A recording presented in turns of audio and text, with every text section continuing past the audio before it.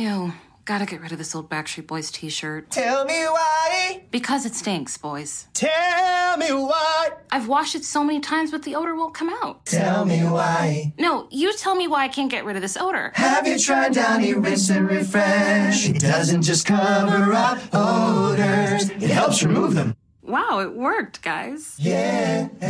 Downy Rinse and Refresh removes more odor in one wash than the leading value detergent in 3 washes. Find it wherever you buy laundry products. Este é o Poder Público, a semana em debate pela secção de política do Público. Helena Pereira, Sónia Sapage, São José Almeida. Eu sou Ana Sá Lopes e este é o Poder Público. Estamos a gravar na quinta-feira, 6 de maio, à hora do almoço, na semana em que o país parece ter acordado para o que se passa em Odmira, coisa que já tinha sido anunciado por vários órgãos de comunicação social, nomeadamente o Público. Ouvimos o Primeiro-Ministro falar de violação de direitos humanos e o Presidente da República aludir que no Alentejo se estava perante uma situação com qualquer coisa de criminoso. Helena Pereira, mais vale tarde do que nunca? Se não fosse a Covid, os poderes continuavam a não querer ver o que se está a passar no Alentejo, com os imigrantes? a minha resposta a essa a tua pergunta é simples, não. Estou convencida que se não houvesse este caso de Covid, os poderes públicos continuavam a não querer ver, ou pelo menos a não quererem resolver publicamente esta questão que os poderes públicos sabiam que existia. Os próprios jornalistas já tinham dado conta disso em algumas reportagens. Os relatórios do RASI e os relatórios do CEF também já falavam há muitos anos em tráfico de seres humanos, porque ali estamos perante duas questões. Uma questão é direitos laborais, exploração de trabalhadores.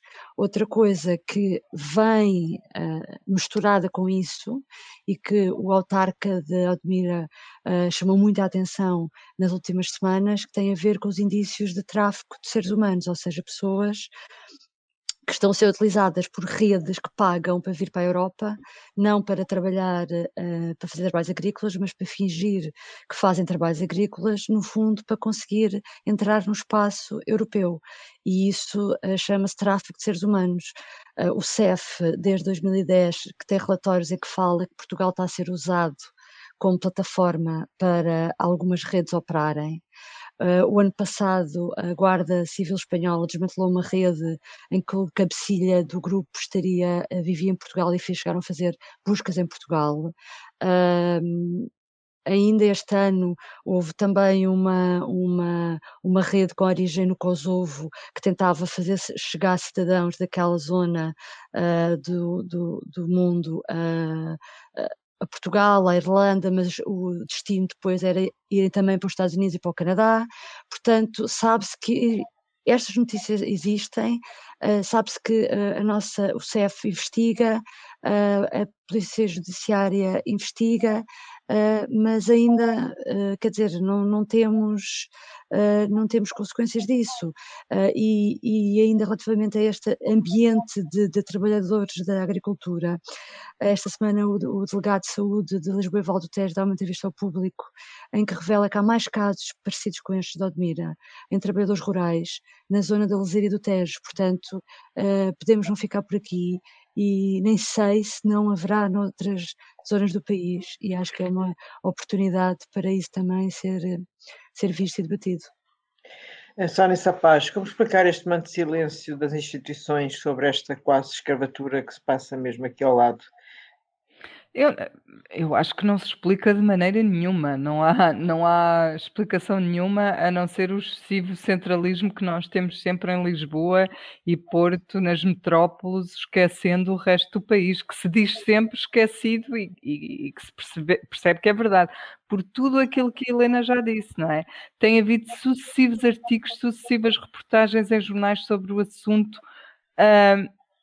Eu suponho que, apesar disso, nunca antes tenha ido a Odmira, àquele caso concreto, um membro do governo por causa deste assunto. Foi agora, lá está, em contexto de Covid. Esta semana foram lá 3. Foi o ministro Eduardo Cabrita, o ministro da Administração Interna, a ministra da Agricultura e o secretário de Estado da Defesa, que por acaso é o coordenador regional para aquela área de Covid. Portanto, está tudo explicado.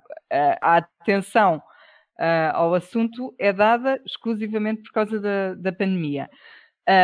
Portanto, esta ideia que entretanto se tenta criar de que ninguém sabia o que se passava ali exatamente é completamente errada, não é verdade.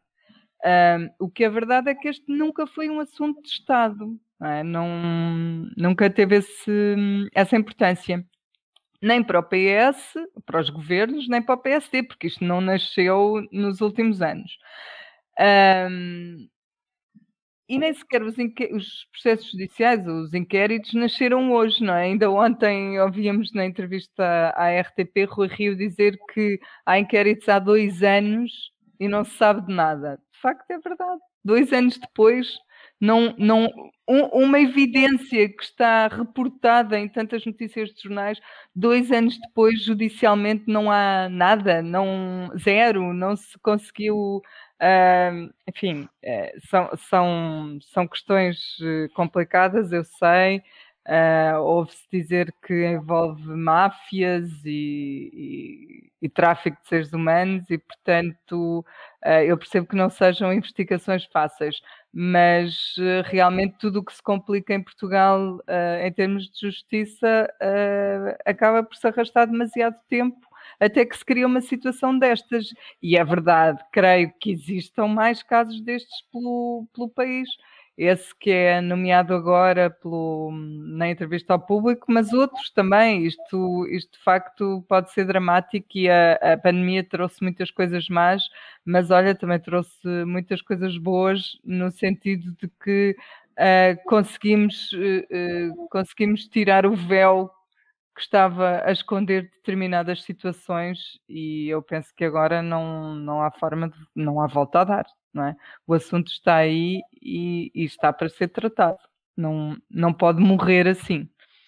São José Almeida, faço a mesma pergunta, o assunto não pode morrer assim, como diz a Sónia? Eu creio que não vai morrer assim.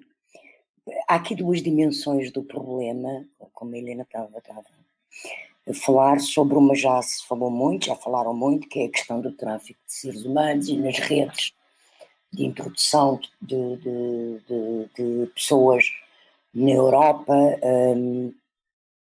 que é evidente, pelo que se tem visto e lido, que estão assumidas, as redes são legais, têm empresas constituídas com escritório em Lisboa que gerem a introdução das pessoas e a distribuição pelo território nacional.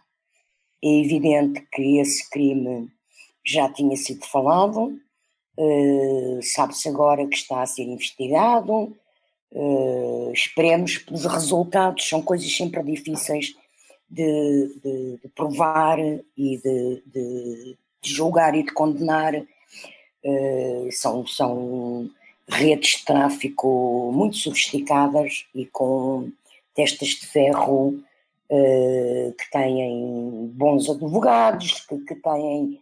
Pronto, são redes que estão montadas para resistir a investigações.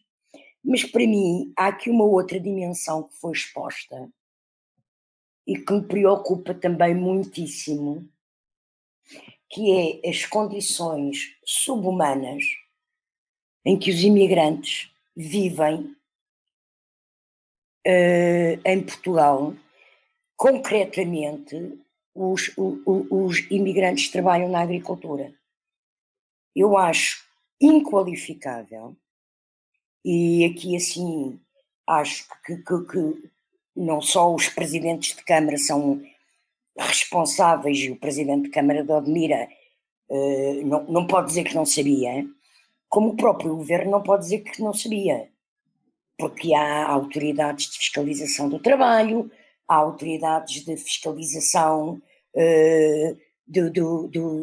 da agricultura, há autoridades de fiscalização da saúde, do ensino, portanto há várias formas de ver qual é a situação em que vivem os imigrantes. Até houve legislação para regulamentar esses contentores. Vou falar isso, para regulamentar, para poderem fazer os contentores. Na altura eu lembro-me que a Helena Roseta escreveu um artigo no Público muito bom, muito importante, a chamar a atenção para este problema.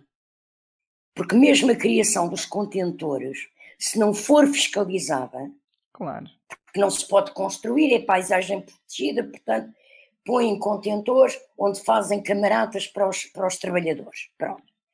Mas pelo que se percebe, o problema nem sequer é os que vivem nessas camaradas. São as redes de trabalhadores de empresas de subcontratação de pessoal agrícola que alugam montes e casas no Alentejo, onde as pessoas vivem em condições inumanas. Nem os animais vivem assim. Nem o gado, num curral, vive naquelas condições. E, portanto, eu não percebo o que é que andaram a fazer as autoridades deste país. Porque o problema estava lá, eles são milhares. Só em Odmira são para aí 10 mil. Ou mais. Quer dizer, pelo que se percebe, é um problema que está à vista dos olhos de todos e que ninguém ligou a nenhuma, não é? Inclusive, há crianças que não estão enquadradas nas escolas, que não vão à escola. Portanto, há aqui um nível de omissão do Estado e dos poderes públicos, quer ao nível local, porque admito, como disseram, que haja noutras zonas do país, não há de ser só em Odmira. Embora aquilo ali seja uma coisa, pronto, gritante, não é?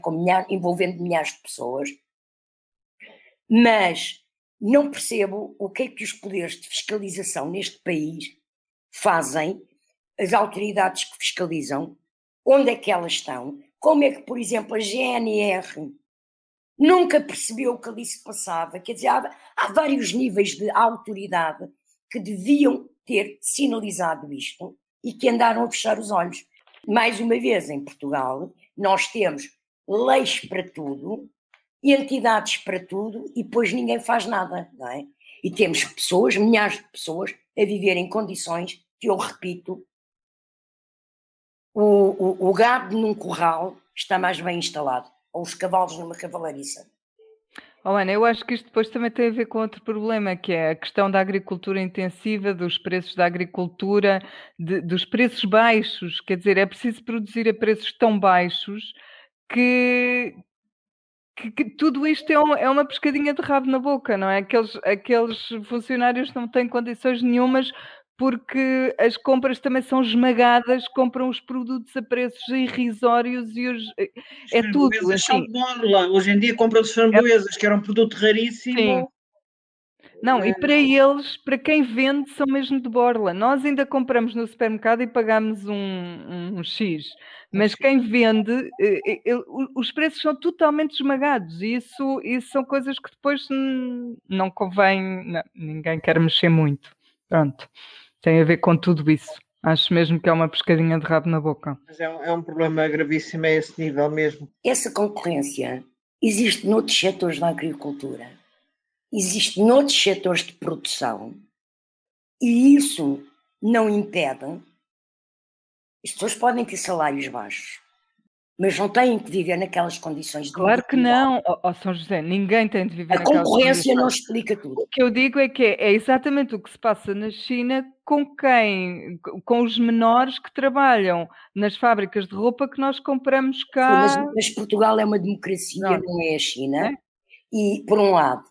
Por outro lado, eu acho que há aqui mais uma vez um outro problema, que é o fundo mental e cultural xenófobo que existe em Portugal e que existe em todos os países, mas que em Portugal é claro que existe, são imigrantes, não interessa, deixa-os lá estar. São asiáticos, são indianos, são paleses, não interessa. É verdade. Helena Pereira, vamos passar ao segundo tema. Costa disse na entrevista que deu no fim de semana ao DN, TSF, JN, que o Rui Rio é pior do que um catavento. Estão queimadas as pontes à direita, voltamos ao princípio, isto parece que estamos sempre a voltar à casa de partida como no monopólio, certo? Sim, acho que as relações parecem estar queimadas, esturricadas, em cinzas, o que tu quiseres. Eu não me recordo realmente de haver um ambiente tão tenso entre os dois. António Costa, na entrevista que deu ao DN, JN, foi muito duro, chamou catavento a Rui Rio, dizendo que dizendo que ele é pior que um catavento, porque o catavento ainda tem pontos cardeais e a gente, quando olha para um catavento, ainda se consegue orientar e saber onde é que está o norte e o sul. E que quando ouvimos Rui Rio, ele não sabe o que é que anda a fazer, anda sem rei nem roque, não tem qualquer fio condutor. Foi das críticas, julgo eu, mais duras que já ouvi António Costa dirigir ao líder do PSD. Pelo que eu percebi, do lado de António Costa, ele tinha razão para ter várias queixas, ou tinha algumas queixas anotadas contra o PSD que o irritaram e que levaram a ter esta atitude que realmente foi muito grosseiro até, mas que tem a ver com, pelo que eu percebi, tem a ver com as coligações negativas, com o facto do PSD ser juntado a partidos de esquerda para aprovar o prolongamento dos apoios sociais na pandemia. Houve outra coligação negativa que tem a ver com a criação da carreira para técnicos diagnósticos na saúde, que o governo acha que também, por um lado, devia ter sido assunto a ser discutido em concertação social, tal como o teletrabalho, por exemplo, que agora está a ser discutido. O governo, por um lado, acha que estes assuntos têm que ser discutidos em concertação social. Depois, por outro lado, acha que um partido como o PSD, que é um partido de governo, também já esteve a governar, não devia, neste tipo de assuntos, alinhar em coligações negativas, porque tem uma responsabilidade acrescida. Considera António Costa que o PSD tem uma responsabilidade acrescida nesta matéria que PCP e BE não têm. E ainda ajudava a isto a questão do aeroporto, em que havia um acordo realmente com Pedro Passos Coelho, quando estava na oposição depois de 2015, naqueles meses, para se fazer a alteração da lei, para contornar o veto dos autarcas. E, portanto, por assim dizer, Costa encheu o saco, irritou-se e reagiu daquela forma. Eu lembro que depois Rui Rio, no dia seguinte, veio no Twitter queixar-se e dizer que tinha sido uma entrevista muito rasteira, mas depois, nesta quinta-feira, Rui Rio vai à RTP e dá uma entrevista, ele próprio, em que também consegue ultrapassar o nível. Há aqui um ponto que me chocou, em que ele consegue ultrapassar o nível da discussão rasteira, como ele chama, que é quando ele, na parte sobre justiça, ele diz que ainda no dia anterior um amigo lhe tinha mandado um link com um endereço do YouTube, onde ainda está disponível umas escutas telefónicas do tempo da Casa Pia, em que António Costa, que foi no passado Ministro da Justiça, estava a tentar interferir no curso da Justiça. Ora, este tipo de...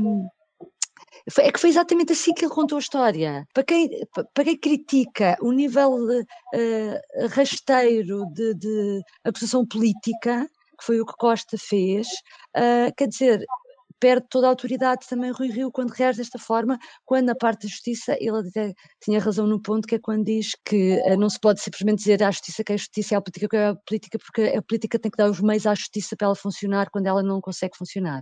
Pronto, nesse ponto Rio tem razão, mas depois ele próprio consegue anular, fazer coisas com que anula a sua própria argumentação. Portanto, no fundo, isto tudo é mau para o debate político, mas pode eventualmente ser bom para a geringonça, que os partidos da geringonça ficam com menos motivos de ciúmes do PSD para eventuais futuras negociações de Costa com a direita. Sónia Sapaz, portanto, acreditas não, nós sabemos que existem casais divorciados que voltam a casar e esse foi exatamente o argumento utilizado pelo Primeiro-Ministro para a sua agora tentativa de reconstrução da geringonça depois da explosão do último orçamento. Se terá, enfim, irá a bom porto e habitualmente os casais divorciados que voltam a casar não... Olha, tenho muita fé nos casais divorciados que voltam a casar, porque foi o que aconteceu aos meus pais. Depois de muitos anos, casados, divorciaram-se e depois casaram-se outra vez e ainda estão juntos. Mas pronto. Eu gostava de dizer... fala por si. Eu gostava de dizer só uma coisa ainda em relação ao que a Helena estava a dizer e que tem a ver com a entrevista de Rui Rio ontem, que é, de facto, ele ao mesmo tempo, eu acho curiosíssimo que ele ao mesmo tempo que faz um ataque brutal ao Primeiro-Ministro de uma coisa que tem quase 20 anos, o que também significa que, quer dizer, ele está há 6 anos no governo, não tinha mais nada para lhe dizer. enfim, é curioso. Mas é que ele logo a seguir diz que ele, como líder da oposição, não pode ter estados de alma, gostava muito de atacar Costa, mas não pode ter estados de alma, e em nome do interesse nacional, há assuntos para os quais ele sempre estará disponível para falar. Portanto, é de facto, enfim, eu não quero dizer que Costa tem razão, mas ele de facto permite uma coisa e o seu contrário. Enfim. Em relação à geringonça, quem muda aqui de atitude, acho eu, é o PS, é o governo, é António Costa, porque o Bloco, desde o início, tem dito, sempre que dá entrevistas, tem dito que está disponível para dialogar. A Catarina Martins faz questão de dizer isso. Somos espezinhados, mas queremos dialogar, estamos abertos ao diálogo.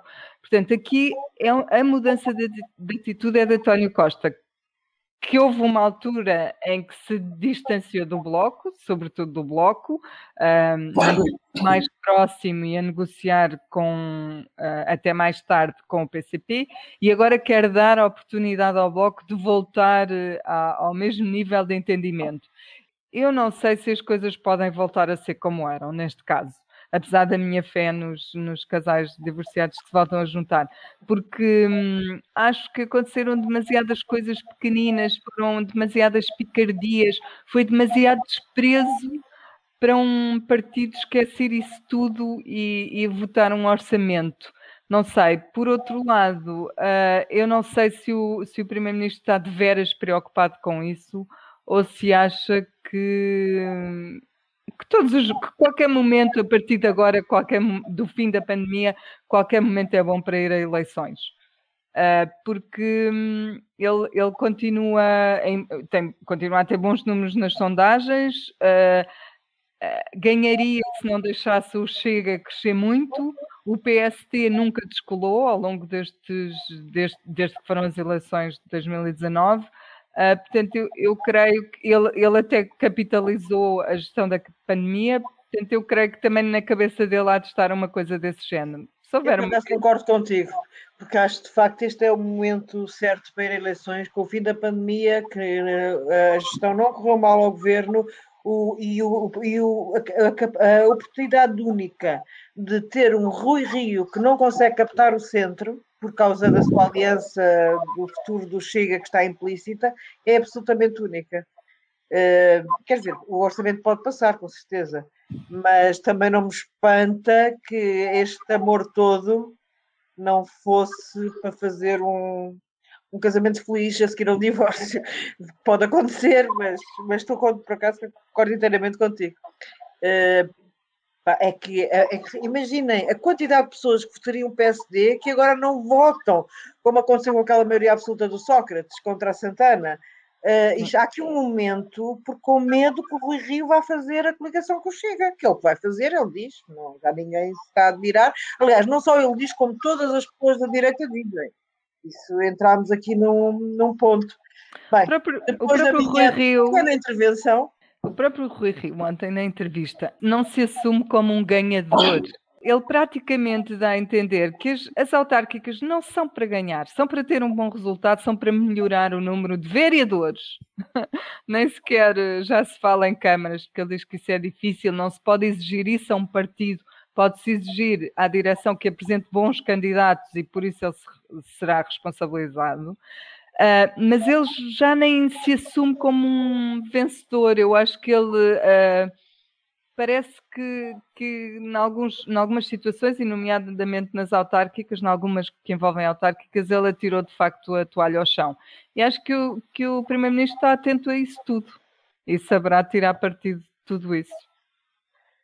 São José Almeida, dá-nos a tua, explicaste já hoje nas páginas do Público, no online, mas porquê é que o Governo retirou as grandes opções do plano da discussão e se acreditas na possibilidade da reconstrução da geringonça que estamos aqui a discutir, que no ano passado foi à vida?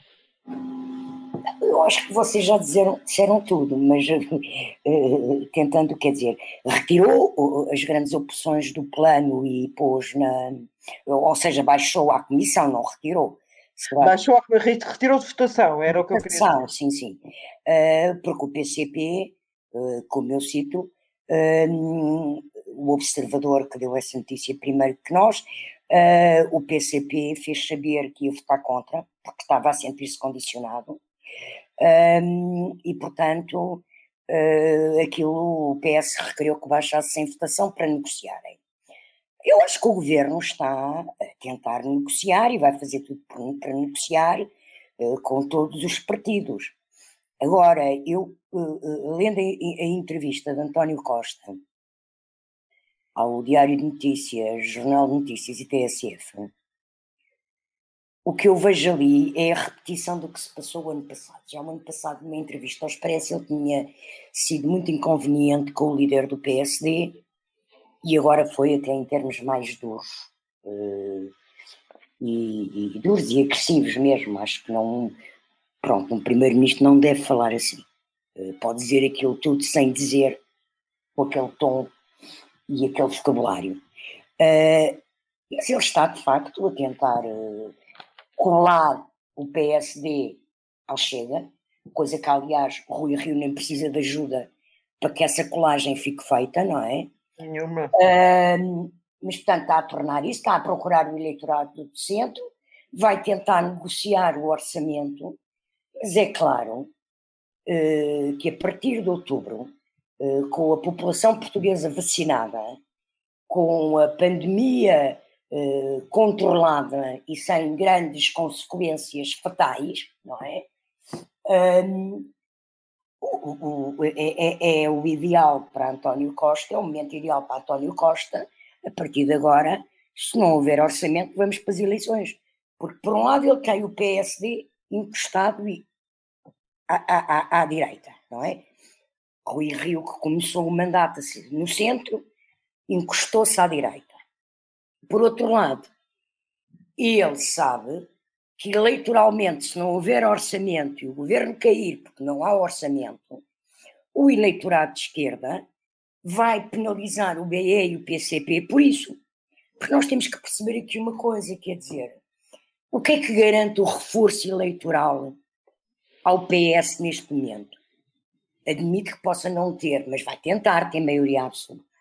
Mas vai ter sempre um reforço eleitoral. Porque se houver eleições com um orçamento a cair, porque a esquerda não aprovou, com o PSD encostado à direita, há ainda um outro fator. O governo, bem ou mal, há mais de um ano, que está a assegurar a manutenção económica de milhares e milhares e milhares de pessoas. Os layouts, os apoios às empresas, as moratórias, o isto ou aquilo. Há uma economia que não explodiu ou não implodiu porque houve subsídios. O primeiro-ministro, neste momento, é o grande editor de cheques neste país. E, portanto, as pessoas que estão fragilizadas, que não sabem se no futuro se acabam os subsídios, como é que vão viver.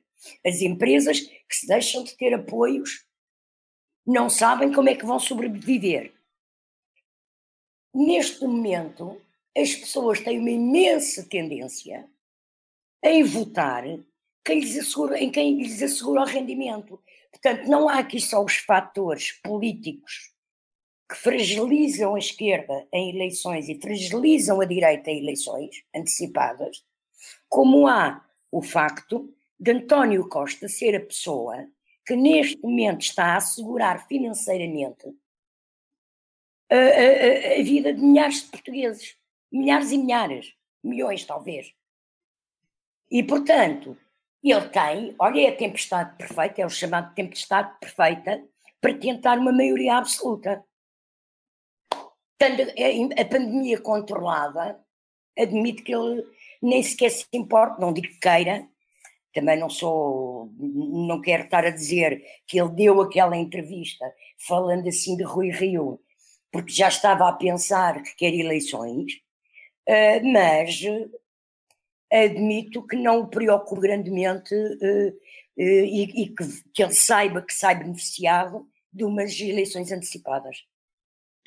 Ok, vamos para o terceiro tema, Me Too. Helena Pereira, é possível o Me Too à portuguesa, como o que aconteceu na América em 2017? Bom, espero que sim, embora sem cometer, tentando evitar os excessos que Acreditas? aconteceram.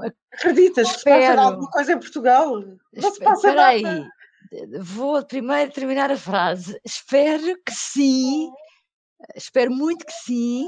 Primeiro, sem cometer, evitando os excessos que aconteceram nos Estados Unidos e que houve nomes queimados indevidamente na opinião pública, mas isso é sempre um risco quando se faz um debate desta natureza, mas eu acho que devemos correr esse risco.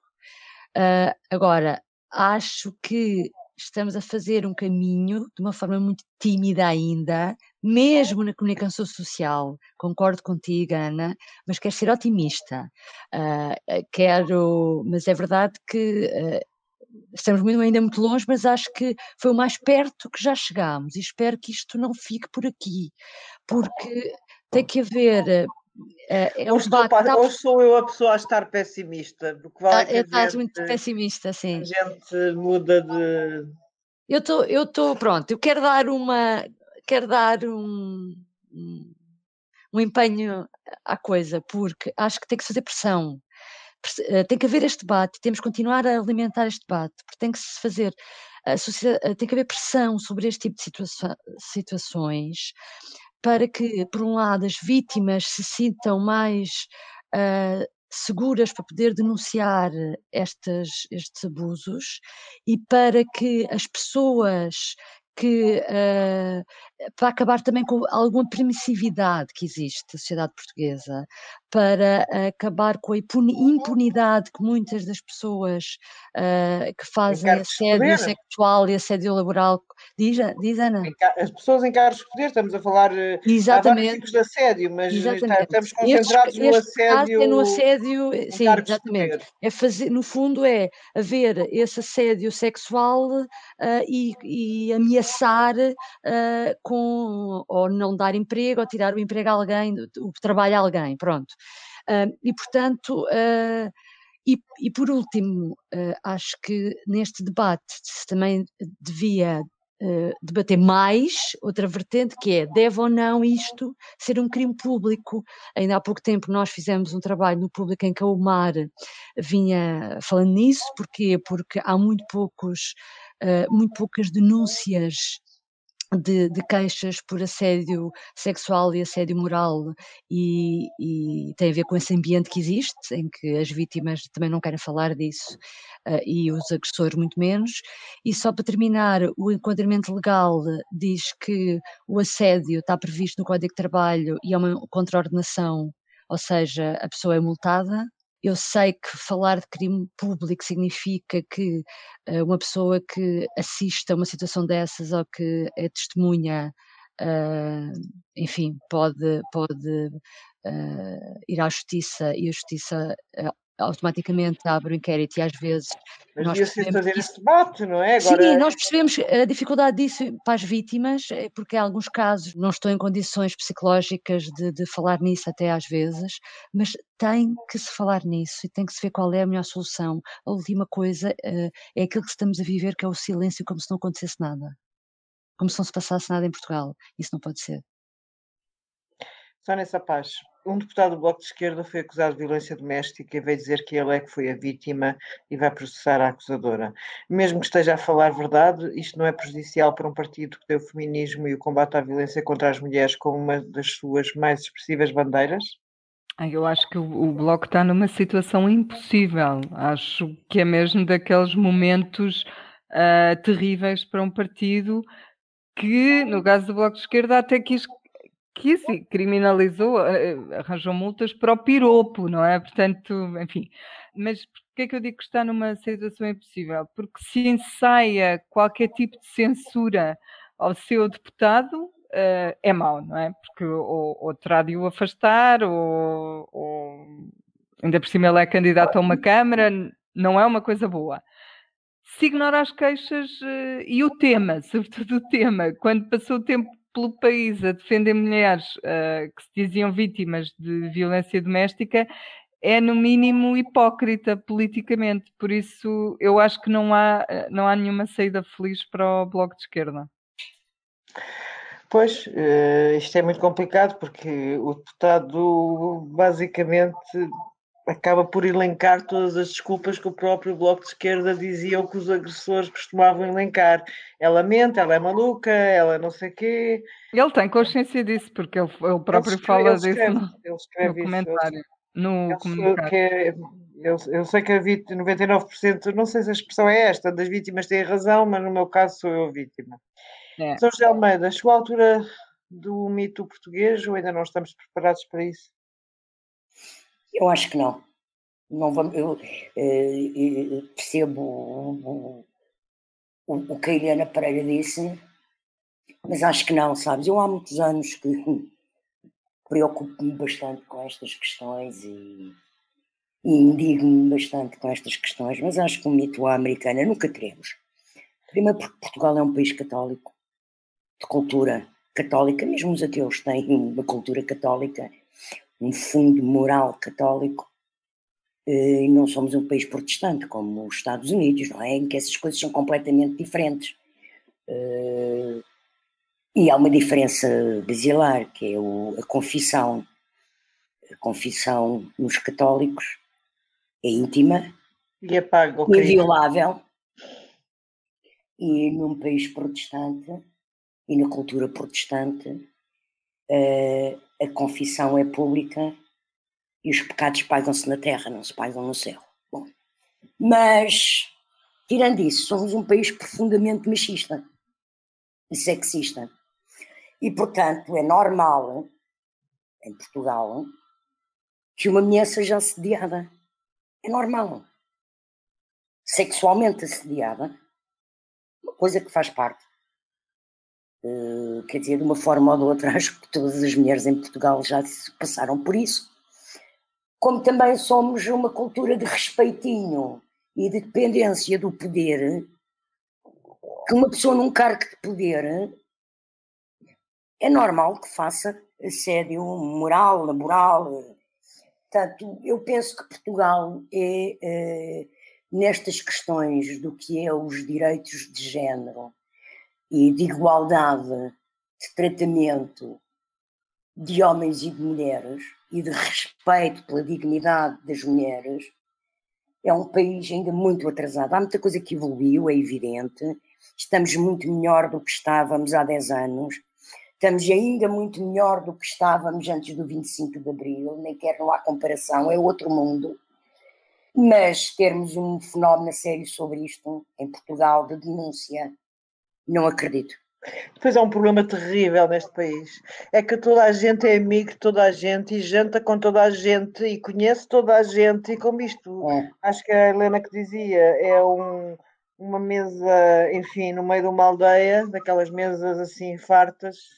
Não sei se é a melhor metáfora. Há uma expressão tradicional que é aquela célebre, acho que é do Essa, já virou expressão tradicional, não sei se ela escreve mesmo assim, agora não me lembro. Mas Portugal é um penico, não é?